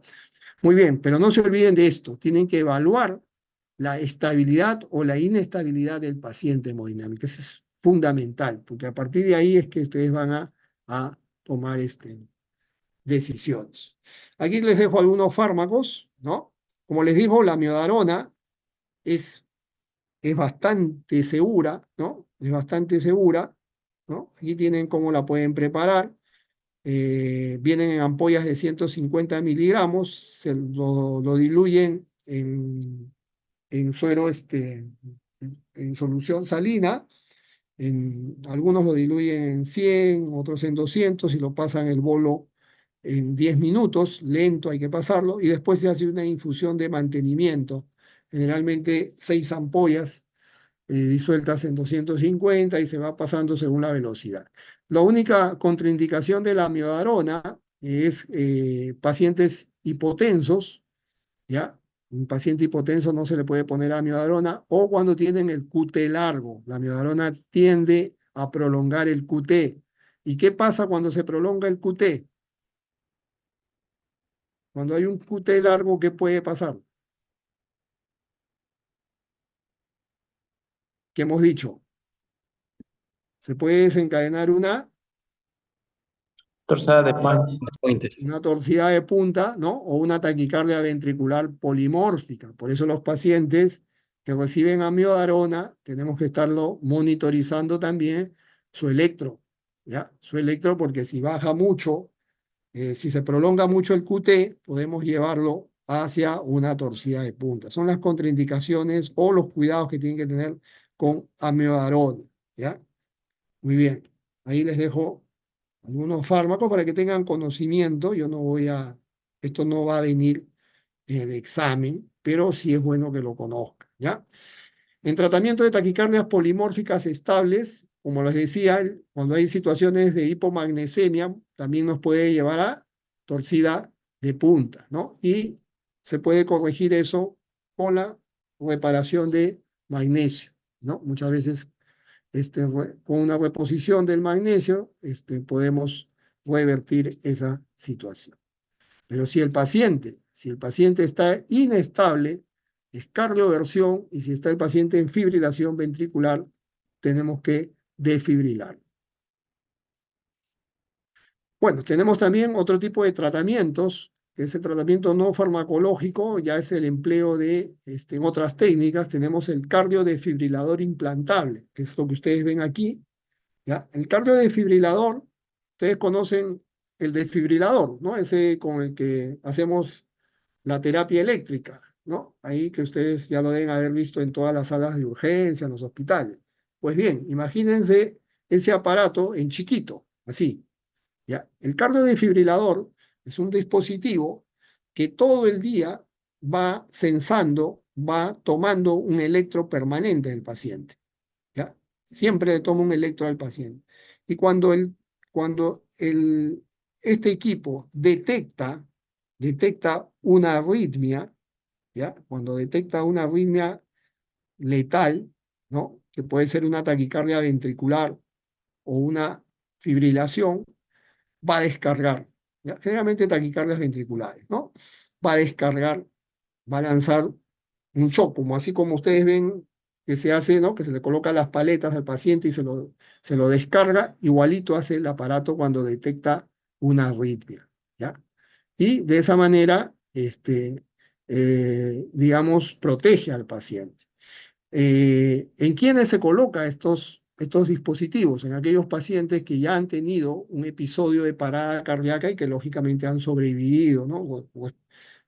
Fueron reanimados oportunamente, fueron desfibrilados oportunamente y que tienen un tipo de arritmia, digamos, que no se puede controlar con el tratamiento farmacológico, ¿no? Y o pacientes que tienen alto riesgo de muerte súbita. Nosotros decimos, ustedes cuando revisen de repente van a decir en prevención secundaria. Prevención secundaria es cuando ya el paciente ha tenido un evento y ha sido resucitado. Ahí le ponemos un cardiodesfibrilador. Y en prevención primaria es en aquellos pacientes que no han tenido una parada cardíaca o un episodio de arresto cardíaco, como también se conoce, eh, eh, pero que tienen alta posibilidad de tener muerte súbita. Para eso hay unos scores, unas tablas que se evalúa al paciente si tiene alto riesgo de tener un evento de muerte súbita. Entonces, en prevención primaria se coloca también estos cardiodesfibriladores. El problema en nuestro país es el costo, ¿no? Poner un cardiodesfibrilador, el dispositivo cuesta aproximadamente $35.000, ¿no? Entonces, en la seguridad social, en el salud ponemos, pero como les dije, no en la medida que deberíamos ser, ¿no? Generalmente aquí está más limitado al tema de la prevención secundaria, ¿no? En otros países, en Europa, generalmente paciente con alto riesgo de muerte súbita le ponen su cardiodesfibrilador, ¿no? Y después la otra es la ablación con catéter, que también es una opción cuando no ha habido un éxito en el tratamiento farmacológico, ¿no? Lo que se busca es identificar los focos o los circuitos que originan las arritmias y se hace una ablación. Una ablación en el lenguaje, digamos, común sería, como se dice, quemar esas vías accesorias, ¿no? Se identifican esas vías, esos circuitos, ¿no? Esos circuitos y se los ablaciona, ¿no? Se los ablaciona, es un procedimiento bastante complejo que se hace por cardiólogos especialistas en electrofisiología y arritmias, y de esa manera se trata de controlar aquellas arritmias complejas que no pueden ser controladas con fármacos, ¿no? ¿Cuáles son las condiciones asociadas a taquiarritmias? Pueden ser algunos trastornos endocrinos como el hipertiroidismo, cardiopatías estructurales, infarto de miocardio, valvulopatías, insuficiencia cardíaca, EPOC. Hemos visto que hay una asociación, sobre todo con taquicardia auricular multifocal. El abuso de drogas ilícitas. Acuérdense que en los pacientes consumidores de cocaína debutan muchas veces con taquiarritmias o pueden inclusive llegar a síndrome coronario, a tener infartos por sobredosis de cocaína, ¿no? Individuos jóvenes, un individuo joven que se infarta, hay que pensar en esa posibilidad, ¿no? O el uso de algún tipo de medicamentos. Hay medicamentos que prolongan el QT, ¿ya? Y ya saben lo que ustedes, ya saben lo que pasa cuando se prolonga el QT, ¿no? Puede venir una taquicardia ventricular polimórfica, ¿no? O Mórfico. desencadenar una torcida de punta, ¿no? Dentro de los medicamentos tienen ustedes la citromicina, ¿ya? La citromicina es un macrólido que puede alargar el QT, ¿ya? Y desencadenar una arritmia. A los antihistamínicos, algún tipo de medicación psiquiátrica, todos ellos, hay un gran grupo de fármacos que pueden prolongar el QT, entonces hay que estar muy atento a ese tipo de circunstancias, ¿no? Y algunas anomalías electrolíticas, como ya les mencioné, hipopotasemia, hipomagnesemia fundamentalmente. ¿Qué mensajes quiero, chicos, que se lleven esta noche? El estado hemodinámica del paciente es lo más importante que ustedes deben valorar en un ataque arrítmico. En caso de inestabilidad, cardioversión eléctrica es el tratamiento o desfibrilación si el paciente está en una fibrilación ventricular. En caso de taquicardias supraventriculares, ya ustedes saben que las taquicardias supraventriculares son con QRS estrecho y que el paciente esté estable hemodinámicamente en una taquicardia paroxística supraventricular, lo primero que tienen que hacer son maniobras vagales, masaje de seno carotidio, maniobras de Valsalva, y si fracasan estas, tienen que ponerle adenosina, ¿no? Cuando ven una taquicardia con QRS ancho, debe ser considerada como una taquicardia ventricular, ¿no? Después, si ya tienen la pericia y el manejo, podrán diferenciar si es una taquicardia con una supraventricular con conducción aberrante, pero desde el punto de vista de por frecuencia y en la emergencia, lo deben tratar como una taquicardia con QRS ancho. Si está estable, le sugiero amiodarona. Si está inestable, debe ir a cardioversión, ¿no? Y el principal mecanismo de producción de taquiarritmias es la reentrada. Ya en sus cursos posteriormente, como les dije, les van a enseñar otro tipo de mecanismos, automatismo anormal, pospotenciales precoces, pospotenciales tardíos, bloqueos unidireccionales, en fin, todos son mecanismos que pueden producir taquiarritmia, pero la mayor parte de los que hemos visto son producidos por fenómenos o circuitos de reentrada.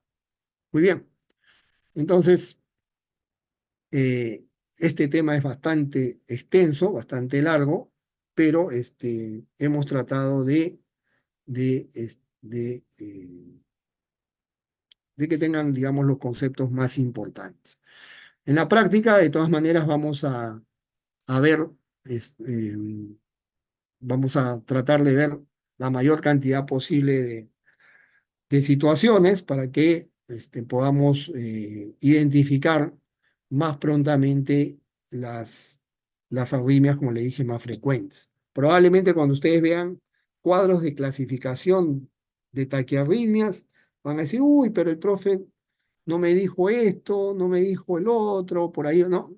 Lo que pasa es que, como les dije, si entramos así a definir cada una, es todo un mundo, ¿no? Es todo un mundo. Entonces, yo por lo menos las que van a ver ustedes con más frecuencia es lo que quiero que se lleve. Muy bien, chicos. No sé, ¿hay alguna pregunta, algún comentario? Doctor, Sí, en las taquiarritmias de QRS ancho, como la taquicardia ventricular, había mencionado una parte con tratamiento, el manejo.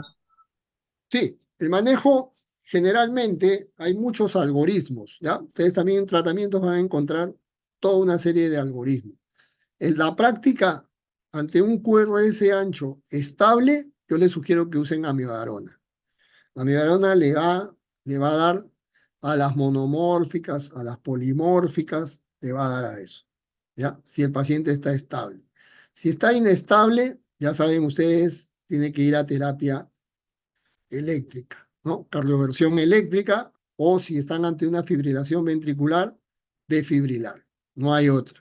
En los QRS estrechos, ustedes saben que la taquicardia sinusal no requiere tratamientos, o sea, o mejor dicho, ustedes tratan la causa de fondo, fiebre, anemia, ¿no? Va a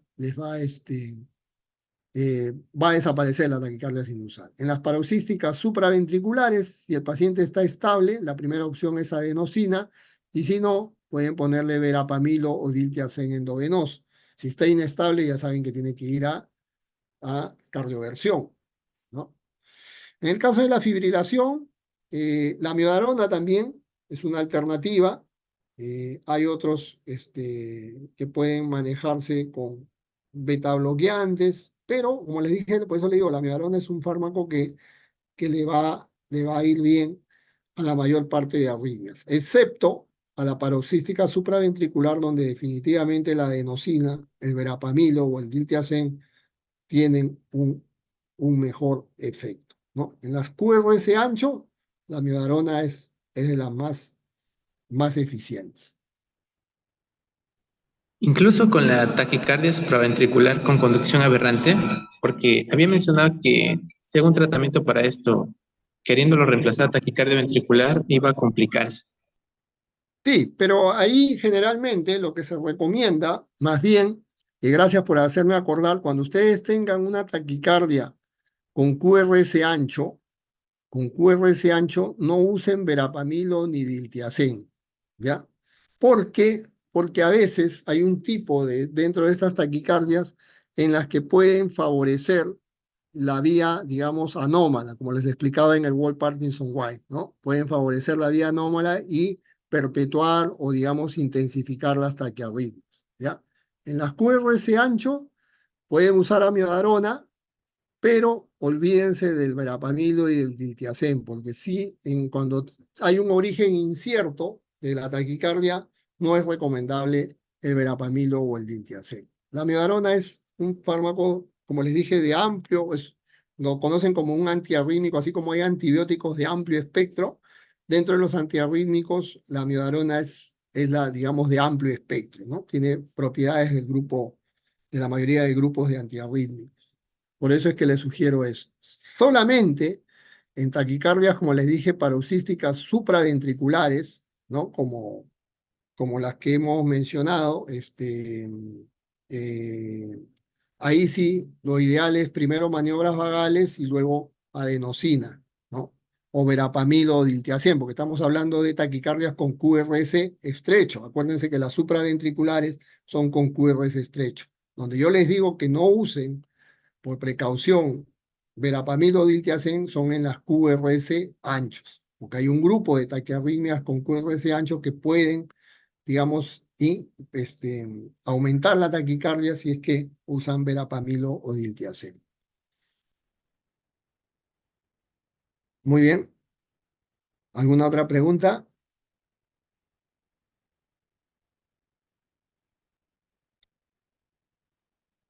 Muy bien. Entonces, el día domingo vamos a hacer la práctica que corresponde a trastornos de conducción, ¿ya? Trastornos de conducción.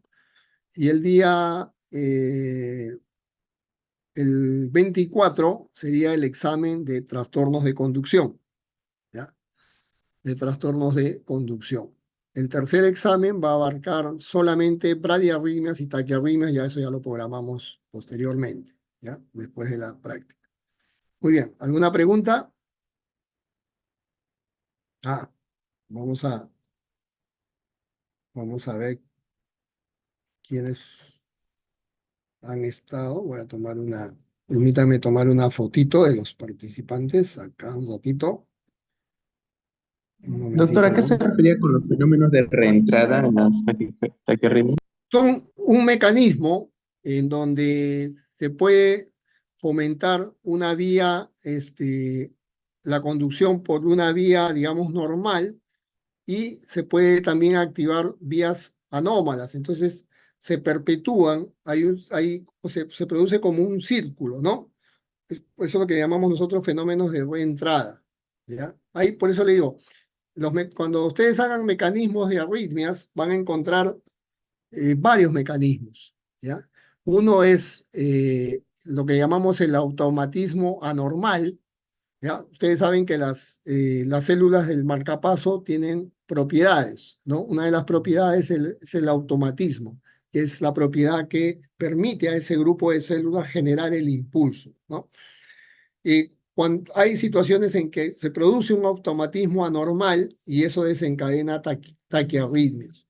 Hay otras que tienen que ver con pospotenciales precoces, pospotenciales tardíos que están en relación a las fases del potencial de acción de las células cardíacas, ¿ya?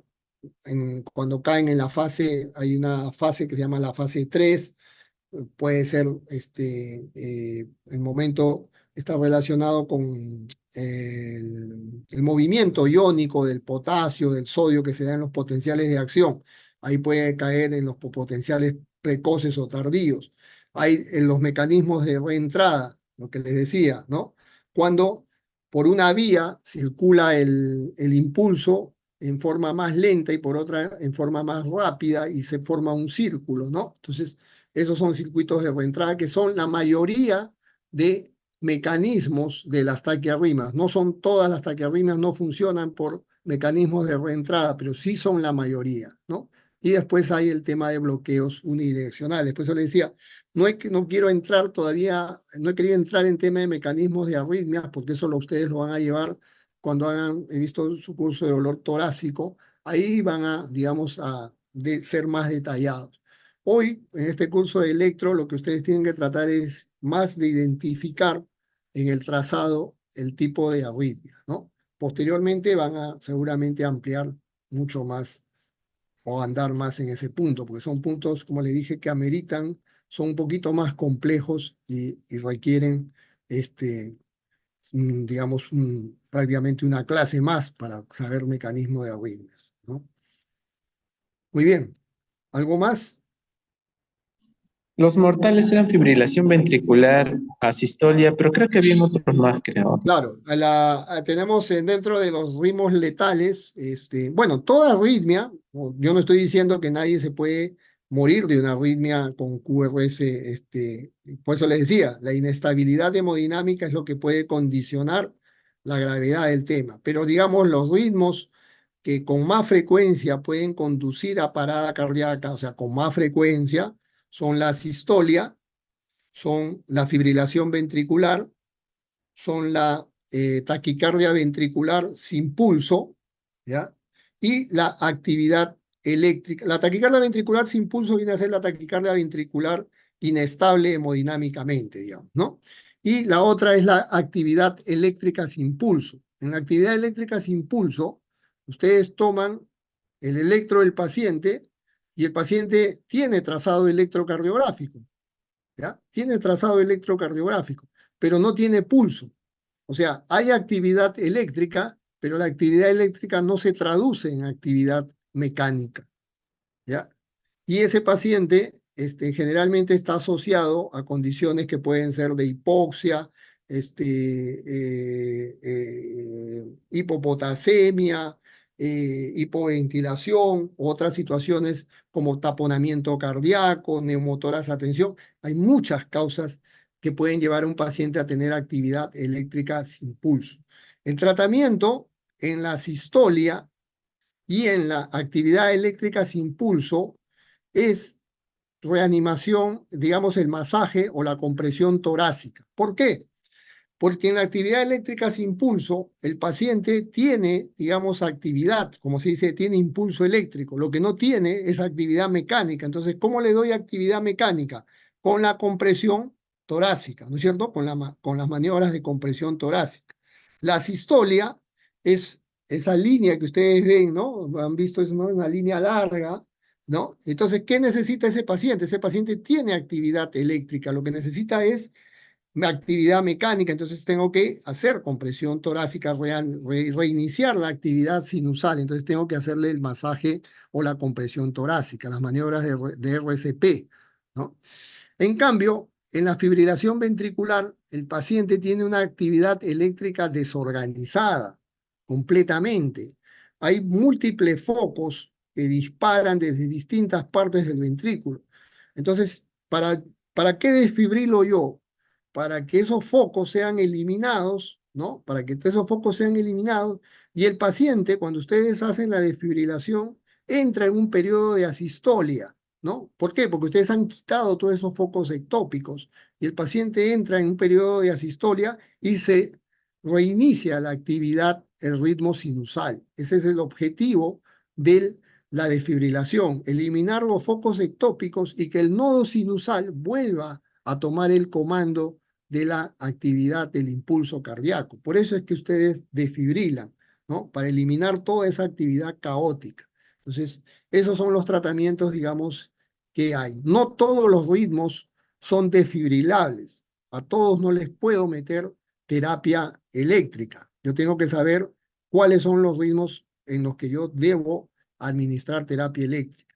En la sistolia no necesito terapia eléctrica. En la actividad eléctrica sin pulso no necesito terapia eléctrica porque el paciente tiene actividad eléctrica. Lo que no tiene es actividad mecánica, ¿no? Entonces, y en la desfibrilación lo que necesito es eliminar los focos ectópicos para que el paciente retome el ritmo sinusal, el mando nuevamente de la generación del impulso. No sé si quedó claro. Sí, doctor, gracias. Ya. Muy bien. El tema de arritmias es muy bonito, es muy interesante, pero es también complejo, ¿no? Por eso es que dentro de cardiología inclusive es una subespecialidad. Muy bien, ya les terminé de tomar las fotitos a todos los que han asistido, acá en la línea del chat. Y bien chicos, entonces, gracias por la atención, que tengan una buena noche y nos estamos viendo el día, eh, el día domingo. Suerte, gracias. Gracias, doctor. Buenas noches. Muchas gracias. Gracias, doctor. Buenas Gracias. noches.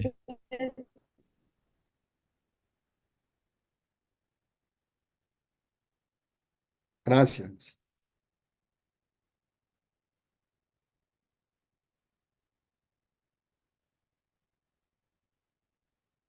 Gracias.